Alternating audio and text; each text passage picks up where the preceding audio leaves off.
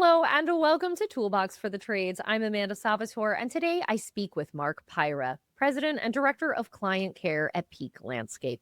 In this episode, we dive into a deeply personal and insightful conversation about how Mark's journey with anxiety has shaped his business philosophy and his evolution as a leader. If you've ever felt that familiar pit in your stomach over a never ending to do list, or if you find yourself dreading the financial side of your business, Mark offers some invaluable perspective on turning those challenges into insights.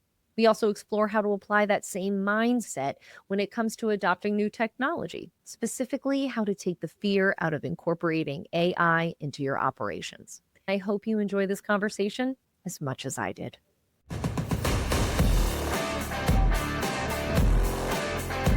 Mark Pyrah, you are the President and Director of Client Care at Peak Landscape, and today we're going to be discussing how you transformed your anxiety into a leadership tool and the future of our traditional industry. Thank you so much for coming on Toolbox for the Trades. My pleasure. I'm happy to be here. I'm happy that you're here too. As you know, with Toolbox for the Trades, we always start off with a little icebreaker. What's a tourist trap you actually think is 100% worth the hype? One is the Grand Canyon. I used to think that was just it's a crack in the ground. It's not that big a deal. A lot of people make a big deal out of it, but I visited it, and just the size of it and standing in front of it and seeing it, that the pictures don't do it justice. You have to be there in person and feeling this awe of how grand it was. Grand Canyon. There you go. And then the other one being the redwoods, going to the redwoods and you see pictures of large trees. And in this industry, we see large trees all the time, but being there among giants and not having just one tree that is massive, but having several hundred and being among them and feeling very small, that was well worth the trip that we made to do that. I love that. Those are great choices, and I agree. They're both worth the hype. I feel like I need to get back. It's been several years since I've been, so. Hey, you got to check them out. Those redwoods have grown since, so you got to get there. All right. So how did you find yourself in landscape? I grew up in a really small rural town in southern Idaho called Cary, Idaho. Just a farming community and not much to do there. My dad worked for Kraft and he was a cheesemaker. We didn't have a lot of money all the time, or any of the time, really. We started mowing lawns as a family. There was a city park right there. And then in a town 7 miles away called Peekaboo, Idaho, we took care of a park there as well. And so I would help my dad, and that's where I cut my teeth and learning. I loved being on a mower. I loved being, especially if it was a riding mower. That was the best. It gave me a time to just take a mental break and just focus on one specific task at a time. And I learned little bits and pieces about irrigation as well, because we fixed all of our own heads and did those kinds of things. So that's where I started. I didn't know what the landscape industry was at that time, but that's where I started in landscape. So how did you start Peak Landscape and find yourself where you are today? That's fast forwarding several years for sure. I went to college, and the Army aptitude test told me so that I was supposed to be a pharmacist. I went into pre-pharmacy in school and realized very quickly that I'm not that kind of smart guy when it comes to high-level calculus, high-level chemistry. Abandoned my plans after my first year in college and went and served a mission for my church for 2 years.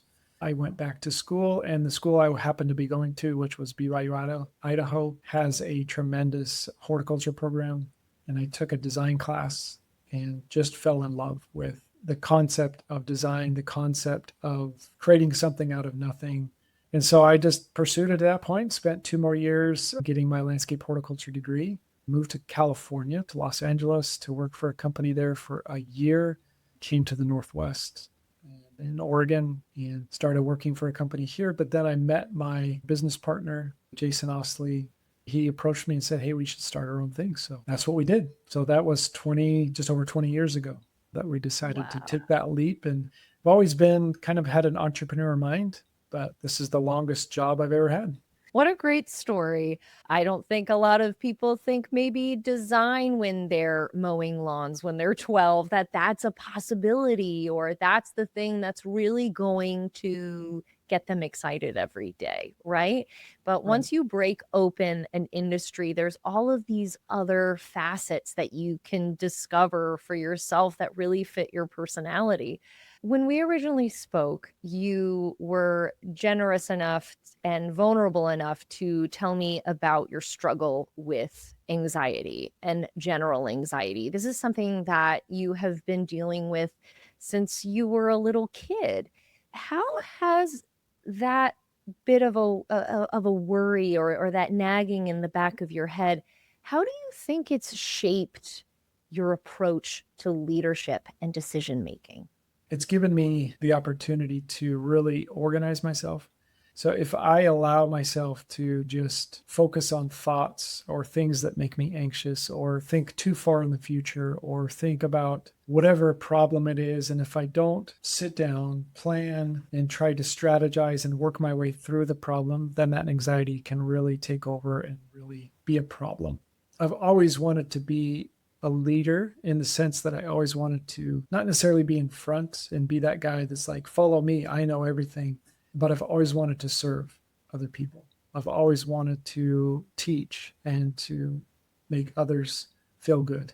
Part of that means that if I'm anxious about something, then I will do what I need to do to set out whatever tasks, organization. Now we call them SOPs. I've set out all those SOPs and things for different parts of my life, and so that I can move through them without getting too caught up in the big picture. Whenever you think too big, you put it out too long, and you don't have concrete steps on how to get from where you're at to where that goal is or where that destination is. That's where anxiety can really take over for me. Anyway, personally, that's where it is an issue. So every day is a sit down and plan and prioritize. That doesn't mean I don't have long-term goals. It doesn't mean I don't have a mountain that I'm trying to climb. It just means that I'm taking one step at a time each day towards that long-term goal. As somebody who also suffers with anxiety, it really comes from a place of fear, of not maybe understanding something, being able to break down a big goal and find those digestible steps to get you there really is a way of calming yourself down. I'd love to know when things get too big, where do you want to focus first? I will start breaking it down. Like if something is large, let's say for instance, in December, we're saying, hey, 2026 strategy, or I'm trying to set personal goals, 5-year personal goals. I have to start with purpose. And I go back to not writing down a bunch of tasks about what it is that I need to accomplish to reach that goal. But I start asking questions about what is the actual goal? Why am I trying to achieve that? Does it serve the purpose that I have for my self identity? In a business sense, what is the SOP or is the goal we're trying to reach? What is the end result of that?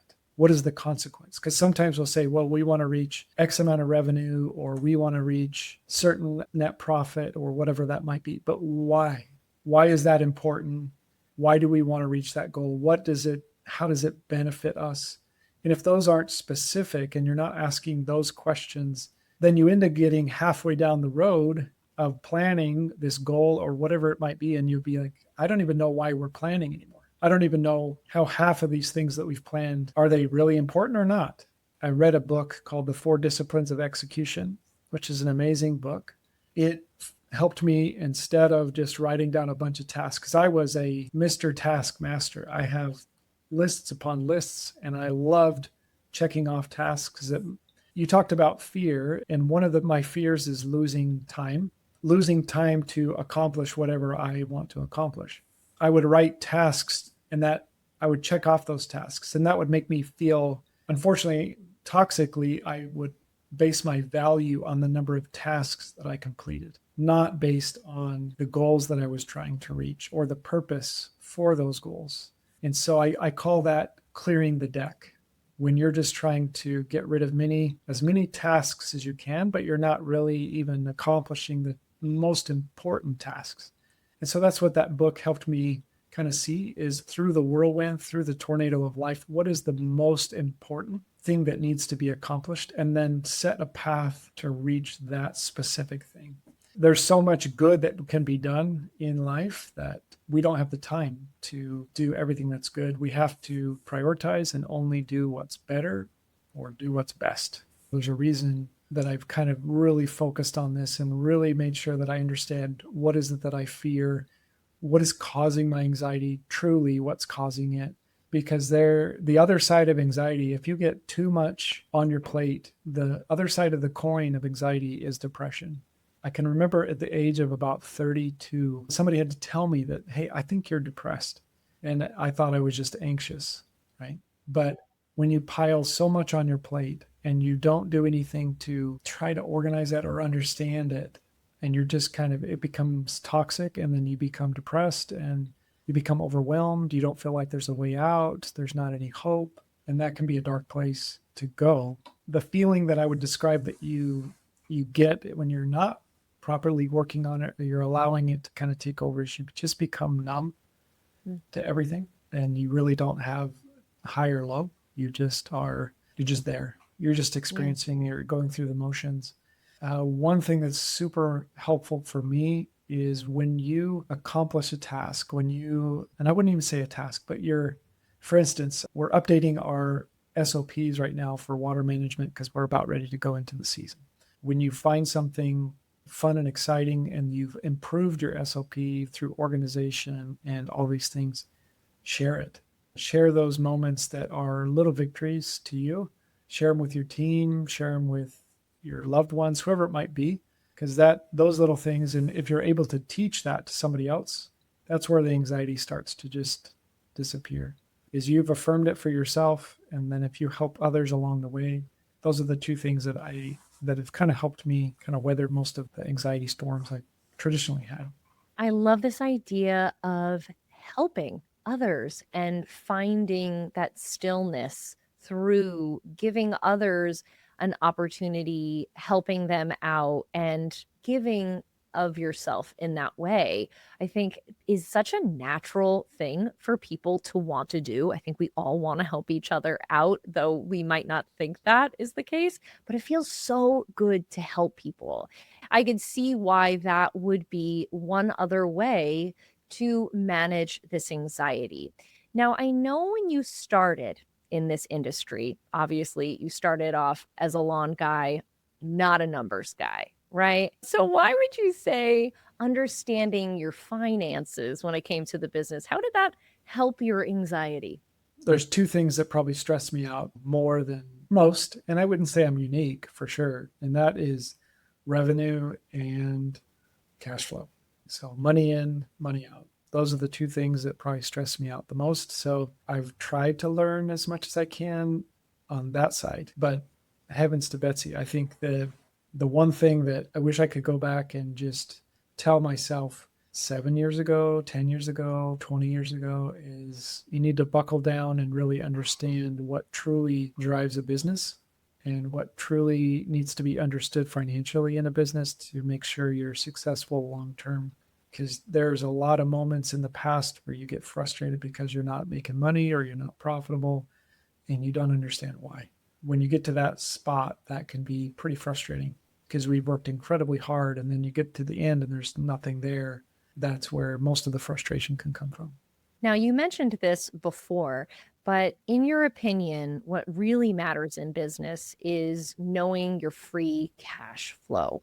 What experience made you realize that was what you should be paying attention to, that this was the key to success? Yeah. I wish it was, I could say it was an epiphany or something like that, but most of my knowledge comes from pain or hard knocks. In a business, the way that businesses are looked from a tax perspective and the way that, say, private equity looks at a business is not the way that an owner or the health of the business really should be looked at if you're trying to grow value long term, right? So the terms of a scale, private equity, growth, EBITDA. Those are all things that we hear a lot about. But underneath EBITDA is after you factor in your capital costs, your capital acquisition costs, and those things, and distributions to shareholders, you have free cash flow that's left. And if that number is not a healthy number, it doesn't matter what's happening at net profit or EBITDA. It doesn't matter what's happening at gross margin or at revenue, top line revenue. If that number's not good, then none of that other stuff really matters.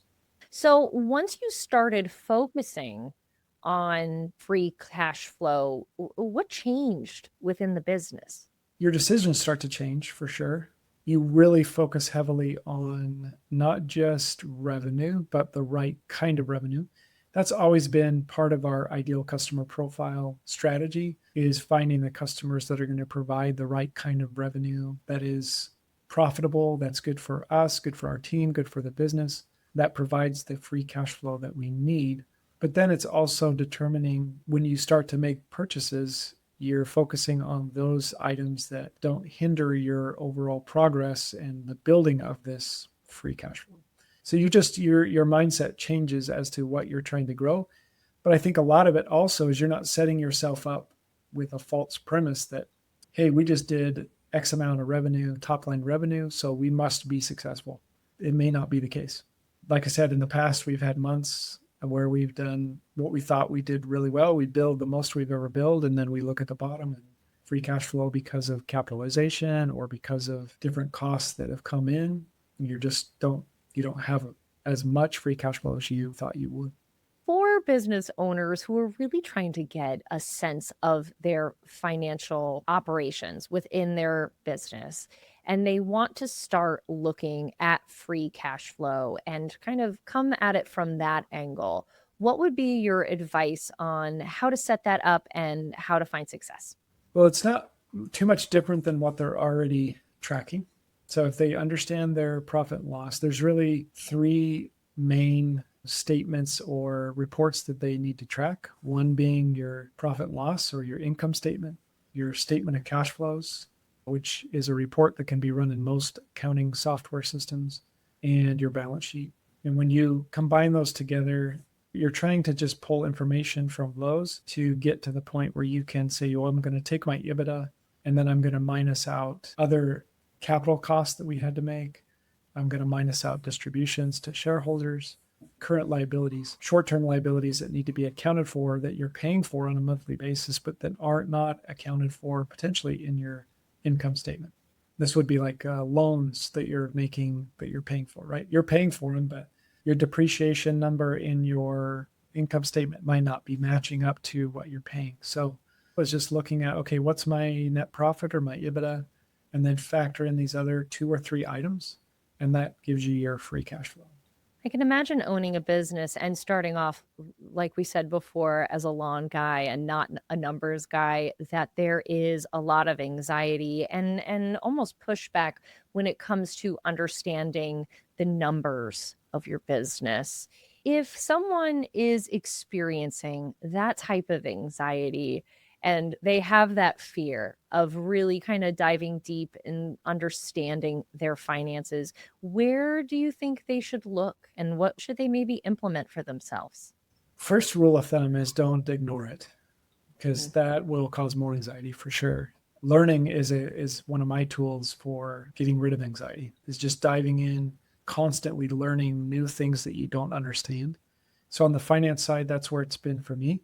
In today's world, it used to be that you'd go and take a class. You'd go and take a class at college or Wharton Business School or whatever it might be. You would go and take a class. But I would say my 90% of what I've learned in the last year has come from following people on YouTube, watching videos of people who are strategists, who are CFOs, who are in that space and really starting to understand, like they're using acronyms. What does that mean? Write it down.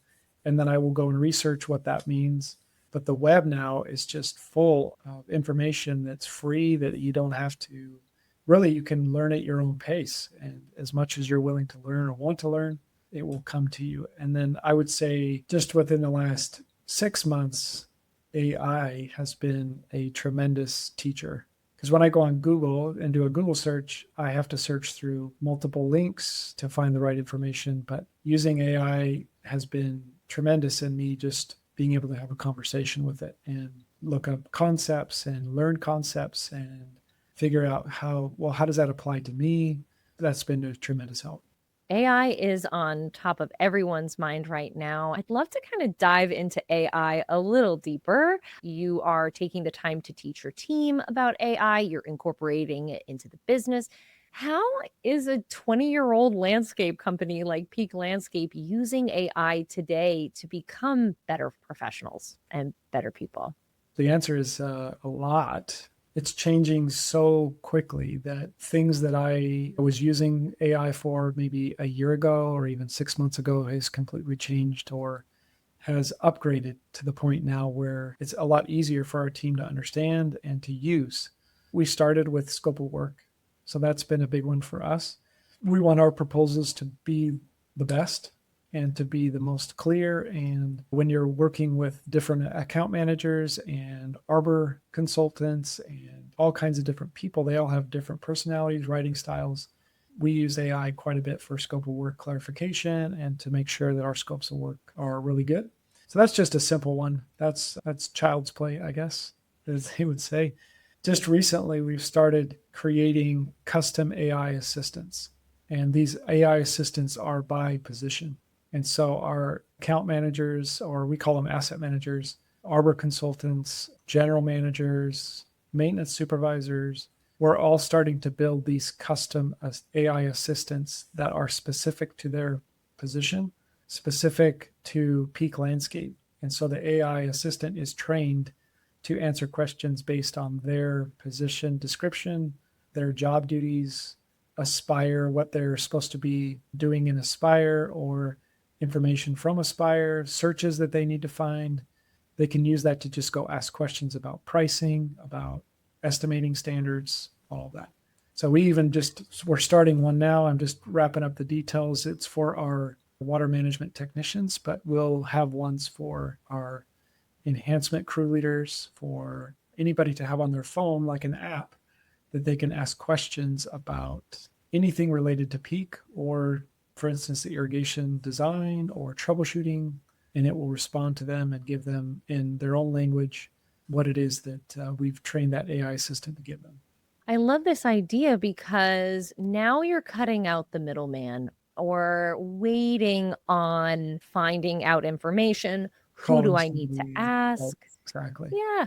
You So don't I need to worry if someone's off on vacation and they're the only right, person who knows. Like right, that's really exactly. So incredible. the part of the what we're trying to accomplish is reducing the amount of decision volume that Mm. our leadership has to put on their plate. The idea here is we're trying to, AI is allowing us to create systems that allow my brain to be on in the cloud, I guess, and all of our leadership's brains in the cloud, so that if they have a question about, hey, I need a diagram on how to wire up a Rainbird controller that's 2-wire and to a wireless rain sensor, but I don't know what that looks like. Can you give me a diagram? This AI assistant will give you the diagram. It will explain the steps on how to do it, any troubleshooting that might need to be done. That used to be a phone call, and now that's this technician in the field who's just communicating with an AI on his phone. But we're also using these for custom GPTs or Gemini Gems for financial analyzing. We use Weathermatic SmartLink, and so we're using it now to take those inspection reports and to summarize those into scopes of work for us to put into Aspire. Just all kinds of things like that to help summarize information and help us make decisions on lots of high level information. Is there anything else that you're implementing that you're really excited about? I would say for myself, I'm creating an executive coach. It's not done, and people are going to cringe because I know there are executive coaches out there that are human. I get that. I understand that. The benefit of this and why I'm creating it is to help me and my particular personality to be able to just ask questions, and it knows me. I've been talking to it for 2 years. It gives me the best information that I need at this point to help me make sure I'm on track with my goals, because I can instruct it however I want to instruct it. Like I tell it to be direct with me, no sugarcoating. I tell it to be my enemy sometimes, to be rough, be hard on me, give it me to me straight, right? So that's what I'm excited about, what I'm creating. I just haven't finished it yet. Mark, that is all incredible stuff. And I know that AI is so new for so many people in this industry, but you're really taking it to the next level and incorporating it throughout the organization in such a smart way. And I love that you're doing that. All of those initiatives sound incredible. I think that's where it's a challenge with AI because you can do an infinite amount of things with AI. But I think for us, our strategy is, and my own strategy is to use it that's going to enhance our capability, to enhance our capacity to do things. And it has to be something that that's going to enhance what we're already doing, not necessarily change paths for us. Like an example is I showed this kind of water management assistant to one of our technicians. And I said, hey, do you use AI? Do you know AI? And he's like, no. But the fun part about this is because it's on his phone, because it's an app, and he can talk to it in any language he wants, Spanish or English. Once he saw the capability and I was showing him what it could do, he got excited because it doesn't change what he's trying to do. It just enhances what he is trying to do and trains him at the same time. So this reinforces SOPs, it reinforces our culture, it reinforces why the trainings that we do every week, tailgates, spring rodeo trainings, whatever it might be. Now that's all on his phone all the time that he can reference anytime he wants. Incredible, incredible work, Mark. Thank you so much. Before we go, I would love to know what advice would you give to yourself when you were just starting to navigate this industry? Yeah, that was a long time ago. I was 27 years old. That's weird. I would say that my advice is to take the time to learn. I've changed roles, I don't know how many times, and many of us have. As you grow, you have to adapt and you have to think bigger and your roles change constantly out of necessity. But if I could go back, I'd say you need to really figure out why you feel the way you do. I can remember in that first 6 months, I can remember going down the road, driving, headed back to my office. I remember where I was. I remember the road I was on and this feeling almost like I couldn't catch my breath and my chest hurt. And it's because of anxiety. I was shallow breathing, right? And this was in our first 6 months. I was waiting for estimates to come through, for jobs to be won, and just anxious almost every day, all day long. And if I could go back, it would be hey, you need to figure out why you feel the way you feel and start doing the work then to overcome these challenges that you've had your whole life. Mark, I want to thank you once again for coming on Toolbox for the Trades. A great and important conversation. Thank you so much. Thanks for having me. I really appreciate it.